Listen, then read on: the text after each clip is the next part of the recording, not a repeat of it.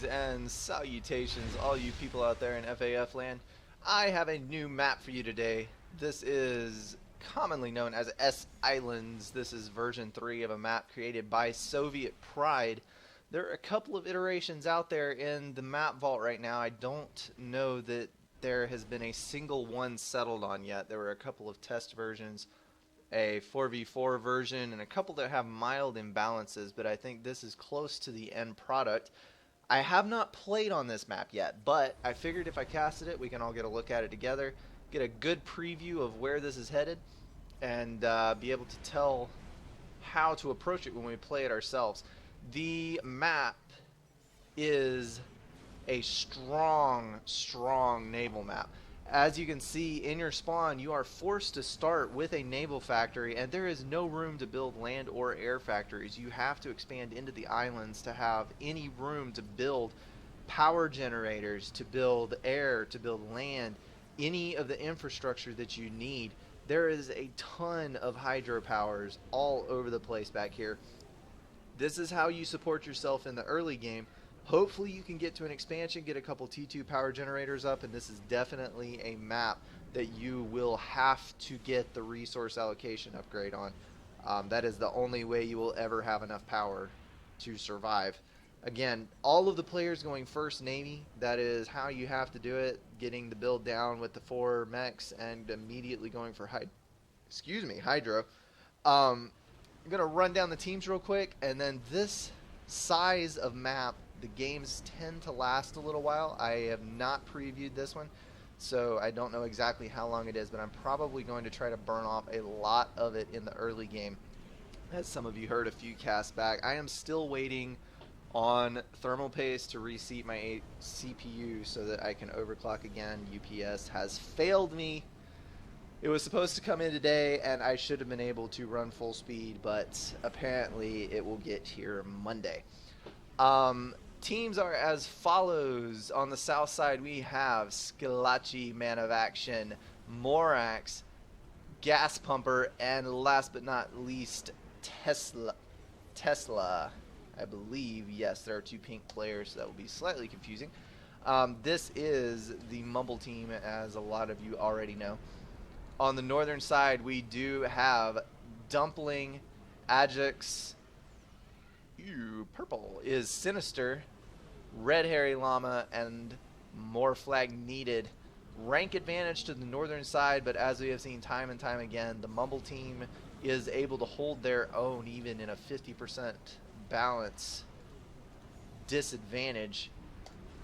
Alright, we are going to speed this up a whole lot, and I'm going to run down as much commentary as I can. I will try not to miss anything, guys. And if I do, I apologize, but I am trying to get through this as quick as I possibly can so I don't waste your time and don't waste mine. As you can see, we have ACUs pushing out from the spawns, trying to get down to these expansions as fast as possible, throwing down air factories, throwing down, in the very near future, I'm sure, a good power grid and trying to get everything up and running. We have drops. We have spies, we have bombers trying to get out to all of these expansions and hopefully deny as much early build power as you possibly can. Map control is going to be crucial on this map. The mass extractors are underwater, so I'm sure we will be seeing a lot of submarines as well. You will have to have torpedo dares to be able to raid the economy. Right now I'm picturing T1 subs as Mantis and frigates as the main battle tanks. This is going to be an interesting map to watch unfold because it's going to be extremely unconventional. We do have a drop down here on the southern side. The northern team is taking a very strong initiative on map control. We have drops to the far-reaching islands on both sides. They do have a little over half map control, although the southern team is definitely trying to contest it as hard as they possibly can. A game pause in there. Using these transports to the best of their abilities, teams are hopping around with groups of engineers trying to secure as many of these outlying mass extractors as you can. It is always, always a good idea to build T1 mass extractors anywhere and everywhere you possibly can, because they pay for themselves very quickly. You only have to hold them for a few seconds and they will pay for themselves, and after that, mass profit. We are seeing T2 Navy out from Tesla. He was able to get a destroyer out. That is going to be very helpful. And then Arty Spam from the center island is going to try and run over the expansion here on the northeast side of the North team. That is going to be a very hard hit. That was all of the air build power. T2 power generator down. That is going to hurt a lot when land comes at such a premium as it does on this map. It is hard to take a hit like that. More flak needed, trying to secure this island down here, but he may get it. He actually has his navy down here to assist him with all of those Salems. He probably will be able to secure control. He is going to try to knock out this expansion on the southern side and then move. You're going to have to watch your ACU like a hawk on a map like this. We can see more flak needed is currently being chased down by sub hunters. He's going to need to get his Salems back to him quickly, or he is going to be in major trouble. His ACU is already down to half health, getting hit very hard. Oh man, 3,000 health. Not quite enough. There's another destroyer coming in, but I think there was a little bit too much focus fire on the ACU, and that has allowed more flag needed to do the damage that he needs to do to this Navy to eliminate it. We've also seen a Navy win for the northern team right here. This is a double team by Dumpling and Ajax coming down to knock out Tesla's expansion right here. That is a T2 naval headquarters, the only one he has. That is going to be a very, very hard loss. Once that factory goes down, that's going to knock him back to tier 1. He's going to have to reinvest that mass into tier 2 tech.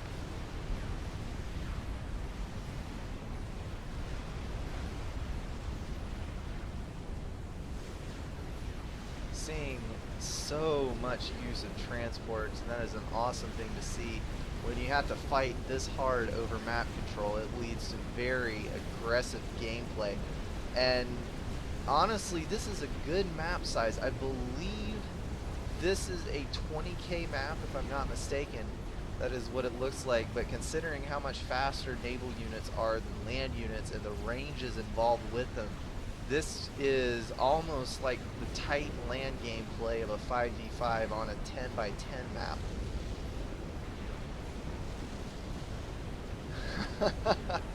All of the units are gone off this island down here. I am sure that very soon more flag needed is going to be asserting himself on this island.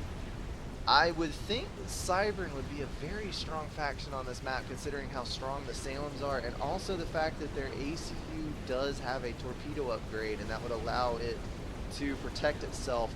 T1 Navy has absolutely no chance whatsoever versus a Cybern Torpcom, and then a Torpcom paired with a decent sized tier 2 Navy is a terrifying force to be reckoned with, to be honest. I believe there's around 300 damage on that Torpcom, and it is very, very long range. And then once you start getting the veterancy involved with killing those naval units, you become a very powerful naval unit indeed. Health is generally quite low on torpedo units, so the Cybern ACU is able to hold pretty well.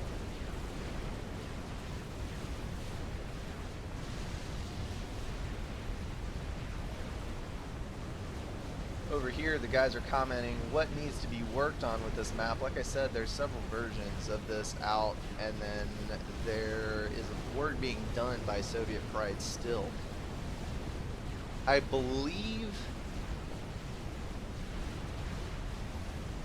I think build more flak is Soviet, or more flak needed is Soviet Pride. I'm not 100% sure on that, but I think that is his renamed account. So he is playing his own map, trying to get some input for Tess. Tesla is feeling the pressure right here. Thankfully, Gas Pumper has gotten to T3 and he's able to field some submarines towards the south and chase away that Navy. Although on the north side there is a huge, huge gang. There are 4 naval players meeting right here in the center. That is 4 versus 4. It is not often that you get to see Navy played this way. The map is overwhelmingly favoring the northern team as far as control goes. The southern team is going to have to pull a miracle out of their hats to win this one. We do have a T3 air factory up. It looks like it is currently building a strap bomber. That is Gas Pumper's air factory.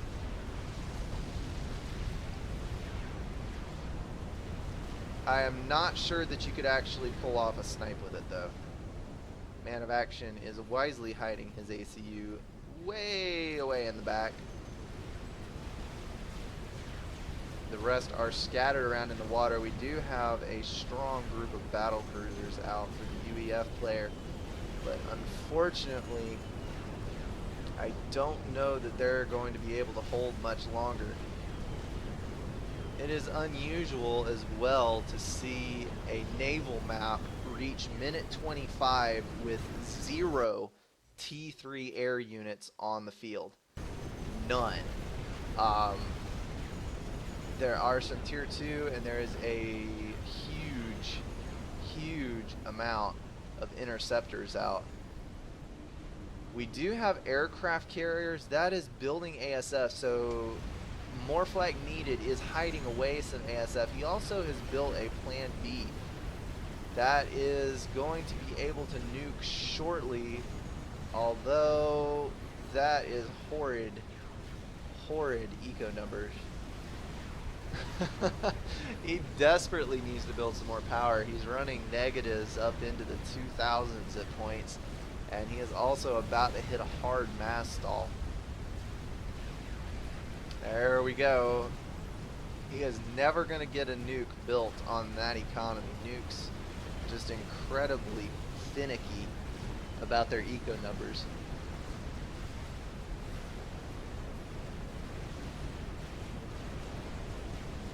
Amazingly, there were enough battle cruisers and shield boats that the southern team was able to push the Navy off of them. There is another group coming, but once that initial party, not sure what to call that, 4 members of the same team putting all their units together, a conglomeration of units. Once that was broken and the players were no longer working together, the southern team is free to divide and conquer. I guess we could say that it was an alliance forged of units, but that might be too cliche. So many engineers.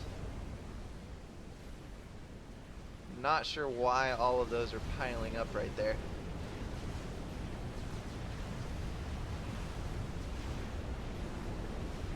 And the game is slowing down. I do apologize, people.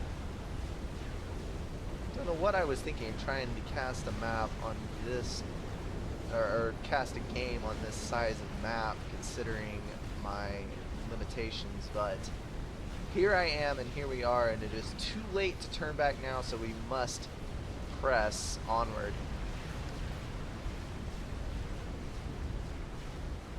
The Exodus class for Aeon is extremely strong versus the UEF battle cruiser. It is able to match ranges, and the battle cruiser is not able to move fast enough to dodge those shots. So it is actually a viable mass-for-mass option versus battle cruisers, although the battleships are significantly better at it.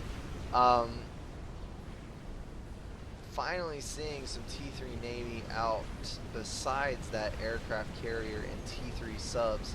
Of course, being a naval map, there's going to be a lot of T3 subs, and Seraphim does have a strong navy, but it's nice to see some other options on the table. Torpedo bombers being pushed by Red Hairy Llama, and we also have another strat sub, this time an Aeon one for the northern team. Take a peek at Ajax Eco. Perhaps, yes, he is running a mass surplus and doing a much better job of managing his power. That is going to allow him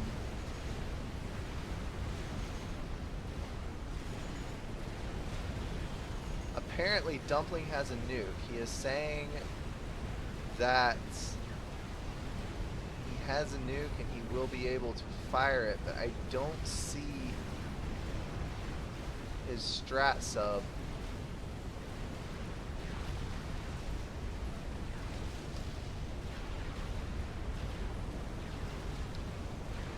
Dumpling, that will be hot pink. I see a brown strat sub,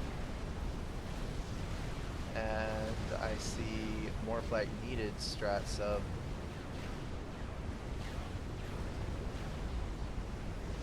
I suppose when we see the little yellow symbol, we will know where it there it is, right there. Here comes the strat sub. I'm going to zip over here to his point of view. Very limited range on this size of a map. This is definitely a 20K looking at the range rings. And he is going to cruise on down and try to find a target. I am assuming amid the spawns here. This is the highest concentration of build power, eco, everything that you need to fight, so a hit down here is going to be completely devastating. The southern team was actually doing a very good job of coming back, but I don't see... I guess you should have room to build a nuke defense here. Let's see who has a T3 commander. Scalacci does not. Here comes the nuke. We're going to watch where it hits. Aimed right down the center and hitting here.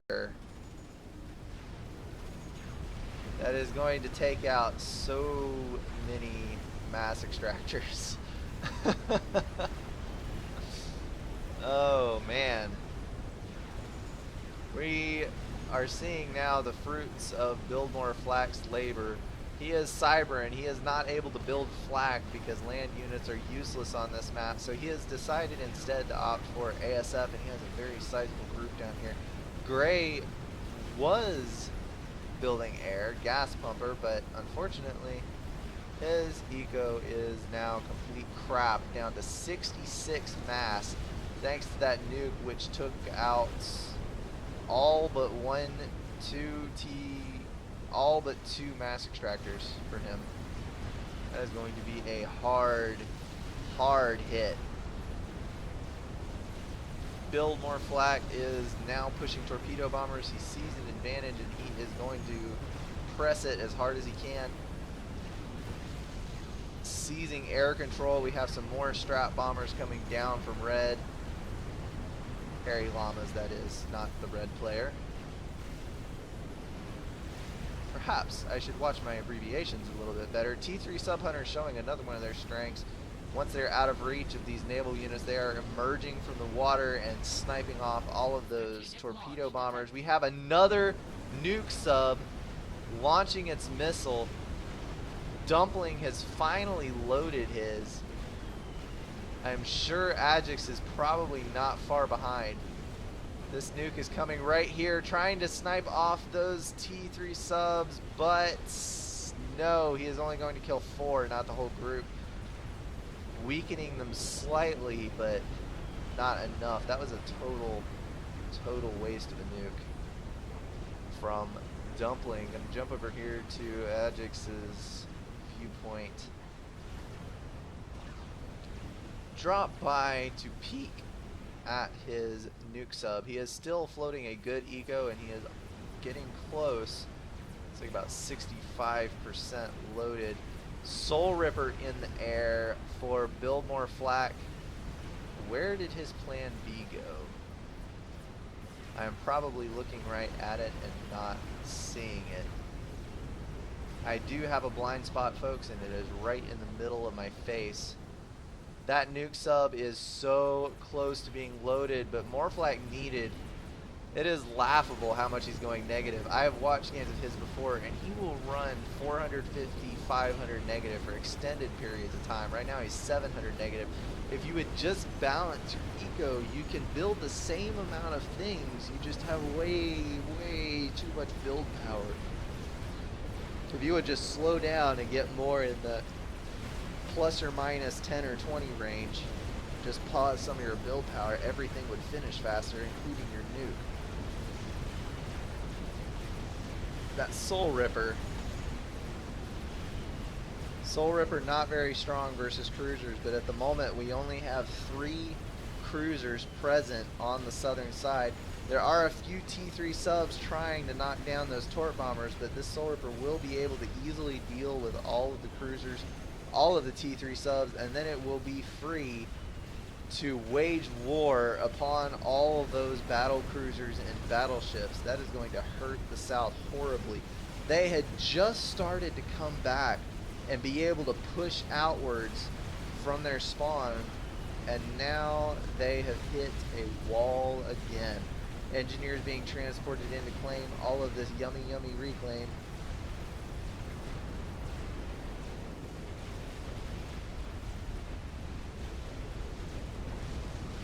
This seems to be, I am glad this is a 5-player map, because 5 players working together will have a much better chance on it. I feel like this would be an incredibly frustrating map to play in like a 2 versus 2 or a 3 versus 3 situation, simply because there is so much open ground to cover. Well, open water to cover. But kudos to SovietPride for coming up with this kind of map. I would have never thought to make something like this. Personally, I've disliked maps that have mass extractors underwater, but I think this is done right. Worked out well and solidly. I will have to play on this map in the near future because I want to see what I can do with it.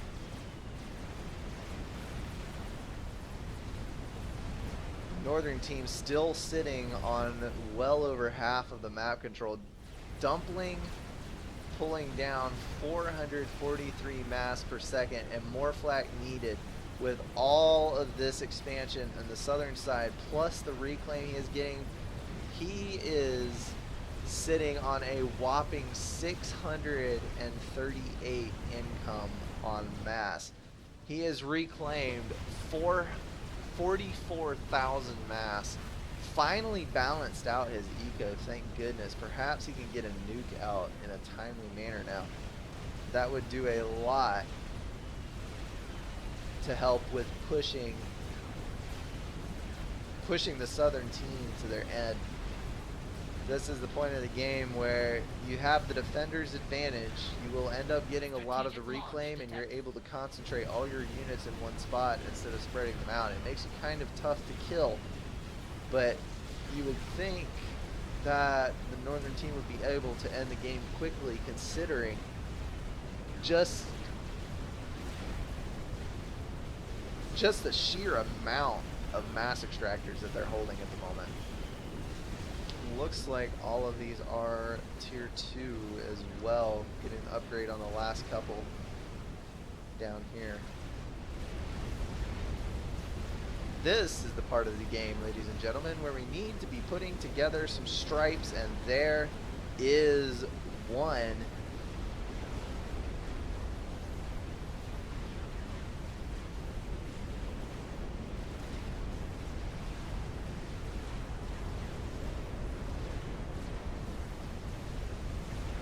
I think that may have been a telemaser.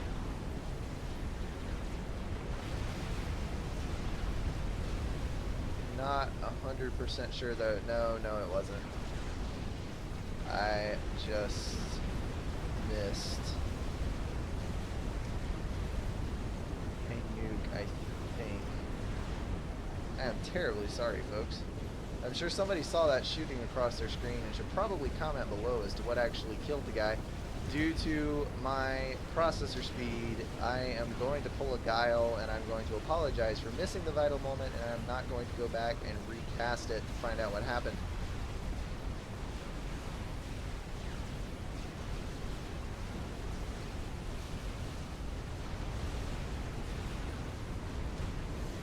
Perhaps I should wear my own strategic facepalm avatar. I am assuming that was either a strat sub nuke that killed him, or it could have possibly been stealth bombers. That would be the other option. These Soul Rippers still doing loads of damage on the navies. Morax going up in smoke under Navy fire.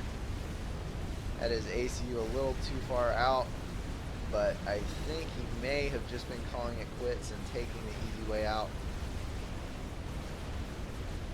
Man of action, control K'ing, everyone disconnecting, and that will be the end of the game. Alrighty guys, not the most interesting replay on the face of planet Earth, but that was some very solid gameplay from all players.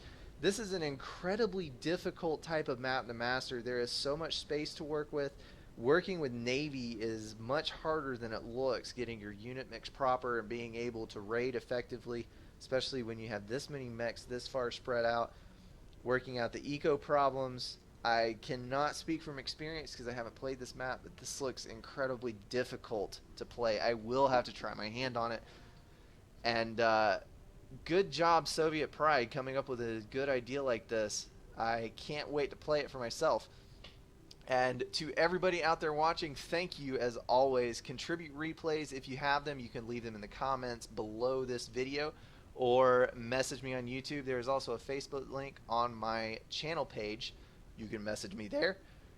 I would be more than happy to cast any games you guys can send me. I need good material to keep turning out these casts, so thank you in advance. And till next time, I will see you guys later.